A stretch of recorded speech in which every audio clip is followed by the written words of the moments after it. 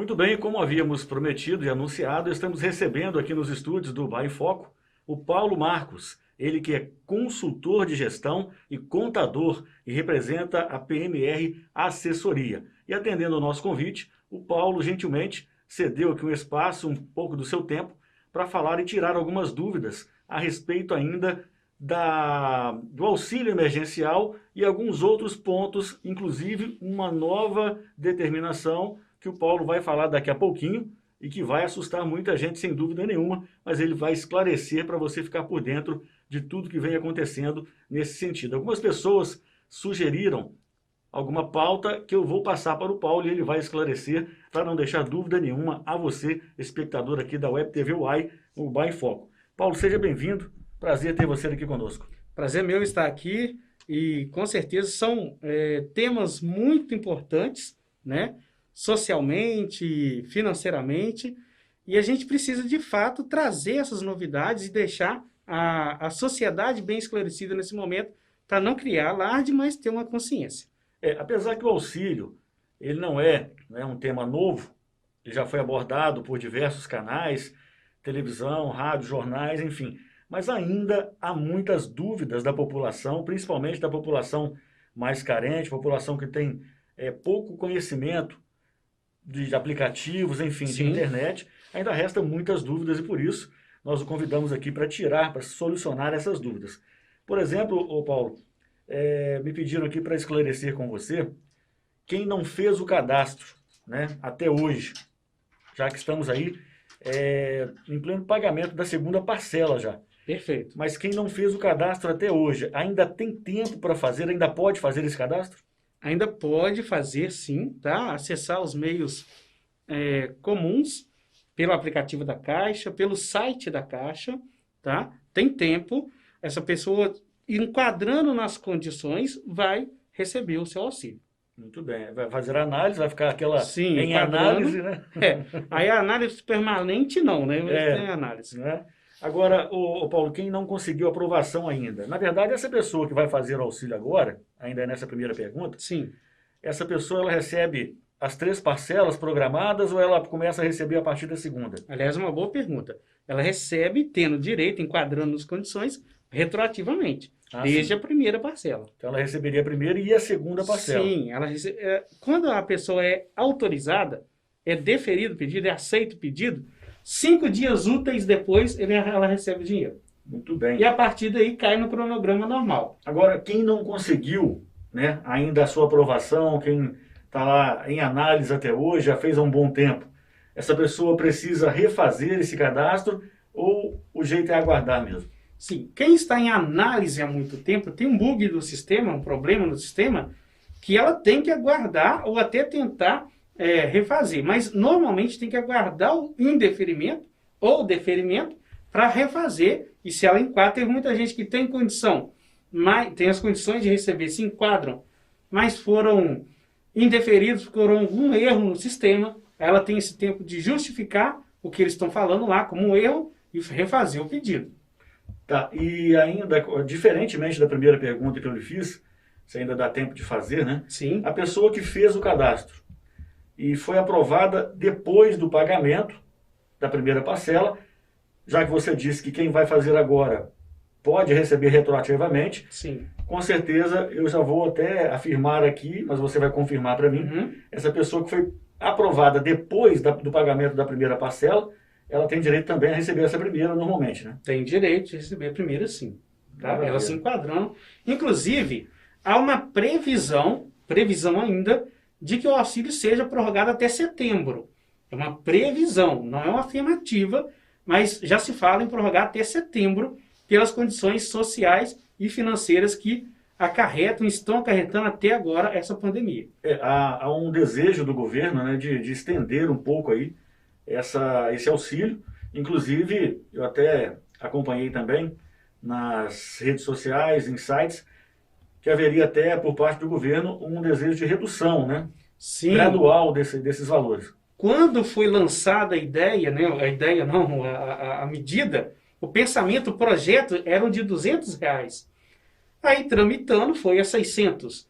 Então, como eu disse, há uma ideia de que seja prorrogado e há uma conversa, uma possibilidade que essa prorrogação não seja dos 600, que aí volte aos 200. Mas até tramitar e virar, de fato, uma medida, muita coisa pode mudar. Tem muita água para rolar, né? Perfeito. Agora, nessa segunda parcela, a Caixa mudou o sistema de pagamento, Sim. tentando se adequar e tentando diminuir aquelas filas imensas que a gente viu aí durante a primeira parcela, onde todo mundo estava, né, louco para receber. Aglomerando. Exatamente, e era um perigo imenso. Sim. As principais mudanças, né, são o modo de sacar esse dinheiro. Gostaria que você explicasse aí. Sim.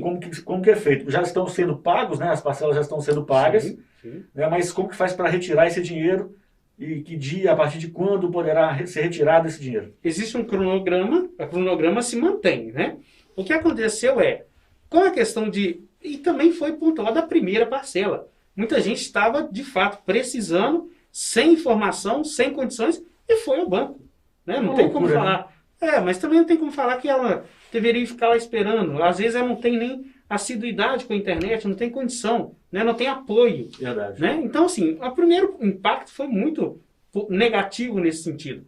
Porém, a partir da segunda, algumas mudanças, tipo, o aplicativo tem a questão da transferência, que era possível transferir, já foi bloqueada. Então, algumas questões de, uma vez que recebeu, usa o dinheiro ali, não saca ele.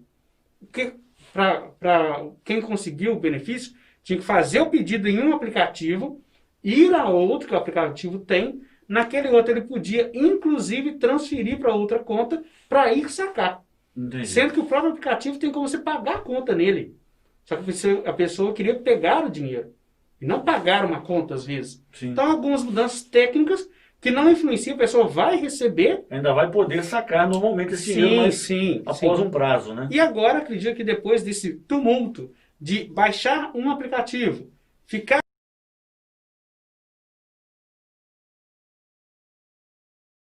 em análise muito tempo, baixar outro aplicativo, isso já vai estar, esse percalço aí já não vai existir. Agora, ô Paulo, outra dúvida aqui levantada é a respeito do pagamento do PIS desse ano. Né, que, segundo informações que eu obtive também, que eu acabei vendo pela própria internet, que esse pagamento do PIS seria vinculado à conta do FGTS, né? E algumas dúvidas que surgem, inclusive me perguntaram antes de estar aqui com você, é sobre essa vinculação ao FGTS. As pessoas têm a seguinte dúvida: se esse dinheiro vai ser debitado, vai ser subtraído do que, por exemplo, eu já tenho lá na minha conta do FGTS, ou se é a parte, é apenas um depósito na conta do FGTS e você retira normalmente dentro ali das datas do PIS. São dinheiros distintos, tá? Então não se debita do FGTS. A resposta objetiva é essa. É a forma de pagamento. Ao invés da pessoa ir lá sacar o PIS, vai cair numa conta dele. Sim. Então, assim, é o jeito de pagar. É como se você tivesse um dinheiro nessa mão, um dinheiro nessa, e passasse a estar numa mão só. Tá? Não tem prejuízo para o trabalhador, não se subtrai do FGTS. Tem até aí uma outra medida, que é a possibilidade de você sacar o seu FGTS, que está lá congelado, está lá depositado, mas isso é uma outra medida que não influencia na questão do PIS. Seria o valor de R$ 1.045, que foi até anunciado, Sim. Mas não está ainda aprovado, não tem nada certo ainda de acontecer, né?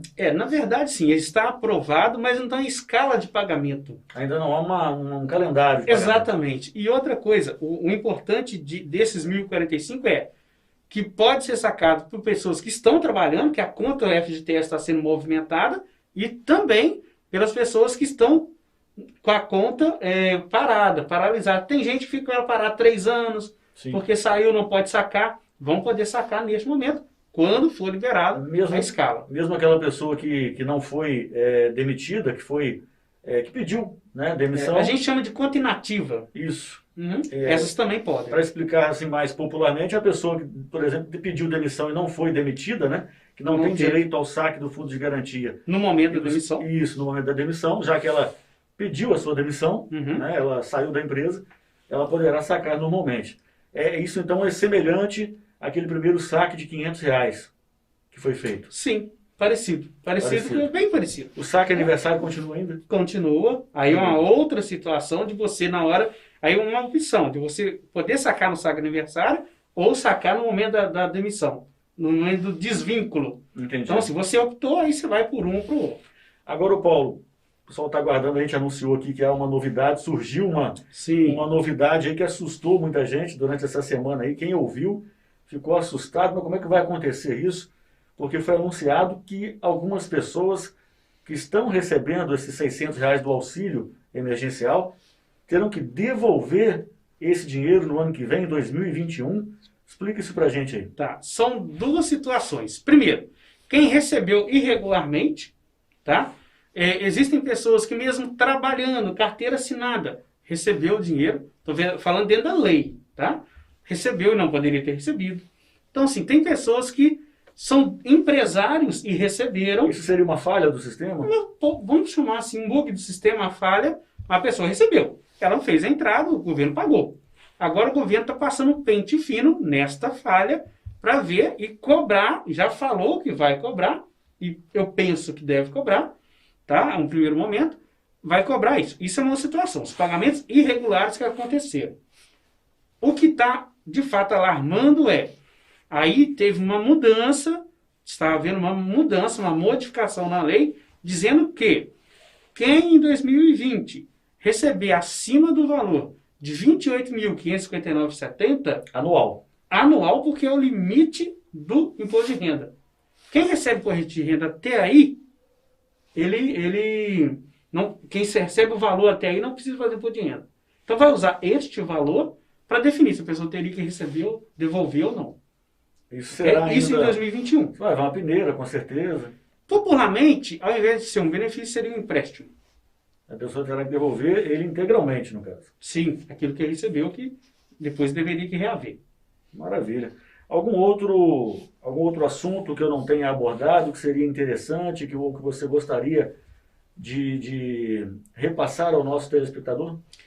Quanto ao auxílio, me parece que é isso. Embora o auxílio, é muito importante a gente dizer que ele começou, já tem um tempo, tá, para ser prorrogado, mas vai mudando as situações, né? Vai se adaptando, que foi assim, foi emergencial, o nome já fala, né? Foi numa emergência, tiveram que resolver tudo muito rapidamente. Perfeito. E vão se adequando, como fizeram com o próprio aplicativo, que foi, né, que a cada dia vai se atualizando, vai mudando, enfim, a forma de pagamento também. Então, vai em uma constante mudança, né? Até porque foi algo nunca visto antes. A intensidade, a quantidade de pessoas pedindo, é algo não visto, sinceramente, a nível mundial. Eu nunca vi uma situação dessa. Então, nós estamos passando por esse momento que, de fato, é emergencial, o momento e que a gente precisa ficar atento a essas situações. Ainda mais se tiver que ser prorrogado, né? É interessante citar também, você perguntou se tinha alguma coisa, não específico ao auxílio, mas também quanto às condições de trabalho, as empresas. Pois é, como é que fica a situação das empresas aí durante esse período? A nível de lei, de empresariado, o governo está querendo muito manter o emprego. É essa a tonalidade da conversa do governo. Então, assim, existem possibilidades de você reduzir a carga de um funcionário em 25, 50 ou 70, aí depende de cada caso. Sugiro que você converse com o seu contador, ele vai te orientar quanto a isso. Suspensão, adiantamento de férias. Em São Paulo a gente viu adiantamento de feriados. Né? Foi até alvo de brincadeira, né? Que os feriados foram todos semana passada. Não venha para Minas, né? Exatamente. Não tem nada. Exatamente. Então, assim, tem várias situações que a empresa pode fazer. O que ela não pode é se perder nisso. Ela tem que contar com um profissional contábil para que ele possa emoldurar o que é bom para aquela empresa. Né? Cada situação é diferente da outra. Cada situação é diferente, não existe um planejamento que possa servir como cartilha. Tá? Hoje, inclusive, dia 28, está sendo publicado uma possibilidade, porque essa redução, essa suspensão dos contratos de trabalho, eles foram inicialmente 60 dias. 60 dias numa situação, 90 em outras.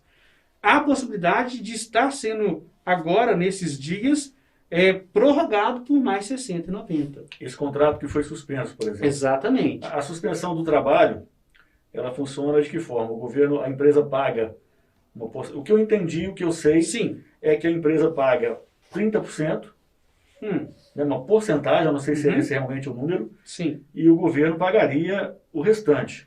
Mas isso é a partir de um salário ou a partir a partir de um salário mínimo, é baseado no salário mínimo ou é baseado no salário que o trabalhador recebe?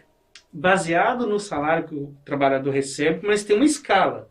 A primeira escala é 3 mil e alguma coisa que eu não lembro de cabeça agora. Tem uma escala, e esses 3 mil alguma coisa, de uma forma pré-vista, orçamentariamente falando, é 80% dos funcionários do país. Tá? Então, 80% estão encaixados nesses 3 mil, na carteira. Entendi. Tem que contar com base, salário base da carteira. Aí o que acontece? Vamos supor, a questão dos 30% depende muito se é redução, suspensão. Vamos começar com a redução. Nós temos uma pessoa que trabalha e ela vai ser reduzida a 50%. Então ela não vai trabalhar metade do expediente, certo? Aliás, ela não pode trabalhar metade do expediente, tá? Se a empresa ainda mantiver esse funcionário trabalhando, mesmo aderindo a De forma integral? Exatamente. Trabalhando normalmente, aderindo a esse programa, quais são as sanções que a empresa pode sofrer, por exemplo?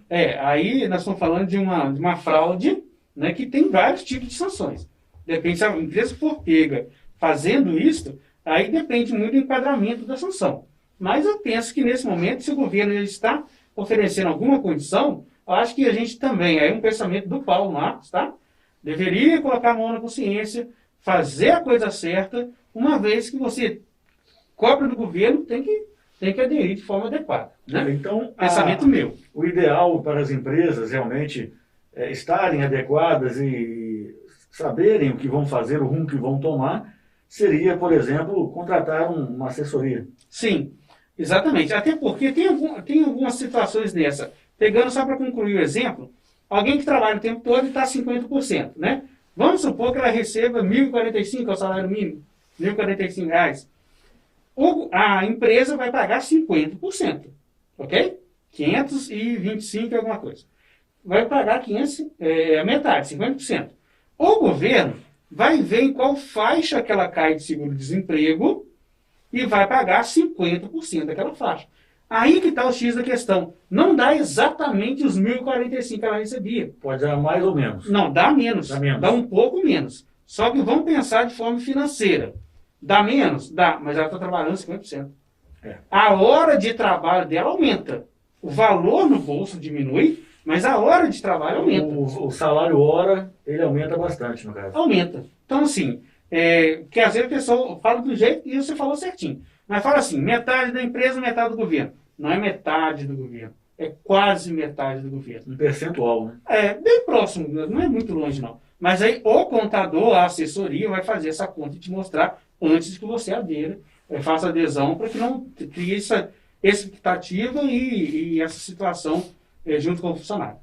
Então, Paulo, muito obrigado aí pelo seu tempo disponibilizado aqui para a gente. E para aquela empresa, ou então até para aquela pessoa física, Sim. que tiver alguma dúvida, procura você ou procura a PMR Assessoria, onde e em qual contato? Estamos à disposição. A gente tem um bom portfólio de mídia, PMR Assessoria, site, Facebook, Instagram. E estamos aqui na cidade de Ubá, na rua Santo Antônio 283, ou até o meu número. Nas redes sociais a gente encontra e, com certeza, ainda que não presencialmente, que nesse momento algumas coisas estão restringidas, a gente tem atendido bastante gente. De qualquer forma, a assessoria é feita da melhor maneira possível, né? Sim. Dentro aí das novas normas da Secretaria Estadual de Saúde. Sim. Bom, muito obrigado pela sua presença. Eu que agradeço, obrigado e parabéns por esse espaço de conscientização da sociedade. Obrigado, eu falei aí com Paulo Marcos, ele que é consultor de gestão e contador, representando também a PMR Assessoria.